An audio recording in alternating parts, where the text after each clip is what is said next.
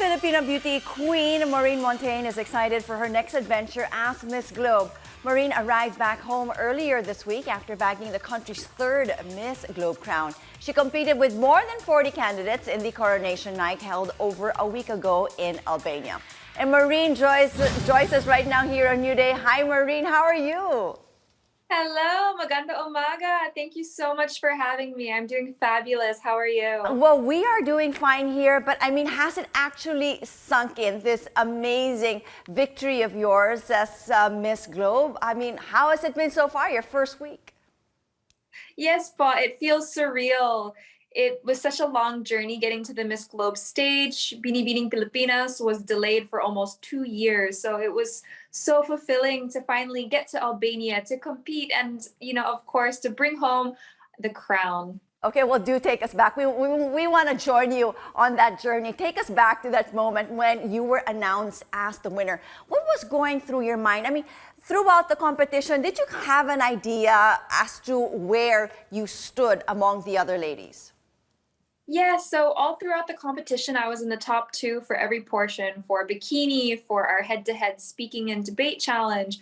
I was even top for talent, and I'm a horrible singer and I played ukulele. So I had a good feeling that we would make the top 5.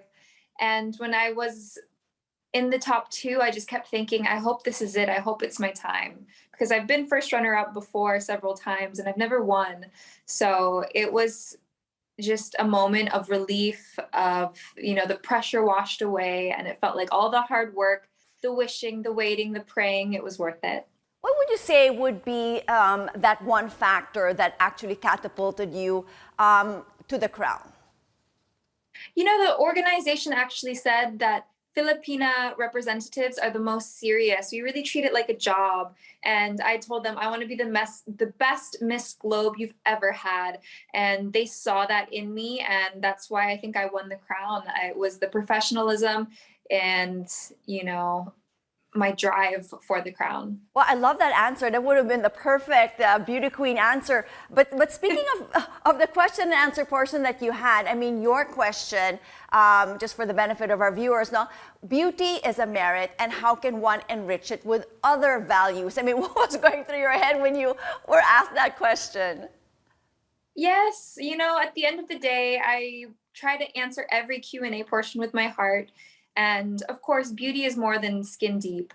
So it was really about focusing on what you can do for other people, how you make them feel, and being a beauty that inspires. And that's actually the tagline, the slogan of Miss Globe is to be a beauty that inspires. So I made sure to fit that into my answer and just to really speak from the heart as to make it feel genuine. Okay, I know you mentioned that, the whole pageant, or maybe how a lot of Filipinas would take it would be like more of a job. But from all that you went through in Albania, what would you say would be the favorite part of your whole Miss Globe experience? Was it your ukulele singing Buttercup or what?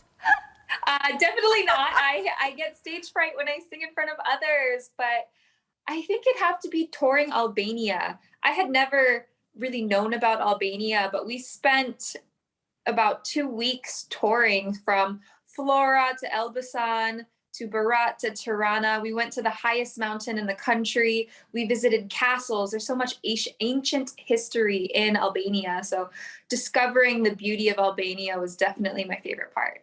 Okay, now it was difficult getting to where you are, the training, and of course the pandemic, and a lot of things were postponed and pushed back, but now you're actually there. And it doesn't mean that it's over. I mean, it's still, you still have a lot of things that you need to do. So how will you make your Miss Globe reign count? I mean, what would you say would be your main advocacies?